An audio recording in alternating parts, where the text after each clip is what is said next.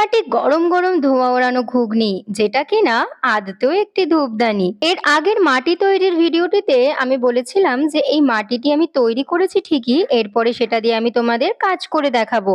তাই যেমন ভাবা তেমন কাজ করতে বসে পড়লাম। মাটি দিয়ে ধূপদানি তৈরি অনেক রকমের সকলেই দেখেছো, কিন্তু এক বাটি গরম গরম ঘুগনি বানানো ধূপদানি, এটা কি তোমরা কখনো দেখেছো এর আগে? কাদামাটি হাতে নিয়ে ঘাটা শুরু করলেই কত কিছু মাথায় আসে, ভাবি এটা বানাবো ওটা বানাবো, কতই না কিছু বানাবো, কিন্তু সব তো একবারে বানানো সম্ভব নয়। তাই ধীরে ধীরে একটা একটা ভিডিওর মাধ্যমে তোমাদের কাছে পৌঁছে দেওয়া। ধূপদানিটি যখন বানাতে বসি, একদম 5-এ ভর্তি হওয়া সেই প্রথম দিনগুলোর কথা কেন জানি খুব মনে পড়ছিল। কারণ স্কুল ছুটির পর একটা বাইরে ঘুগনি কাকু দাঁড়ানো থাকতো, আর মা কিংবা বাবা যেই আনতে যাক না কেন তার কাছে প্রতিনিয়ত বায়না করে করে ঘুগনি কিনতাম সেই কাকুর কাছ থেকে। সেই কাকুকে একদিন হঠাৎ করে রাস্তায় কোথায় যেন একবার দেখেছিলাম, তখন দেখেছিলাম সে অনেকটাই বয়স হয়ে গেছে তার। তখন তার মুখের দিকে তাকিয়ে একটাই কথা বারবার ভাবছিলাম যে তোমারও বয়স হয়ে গেল, আর সময়ের সাথে সাথে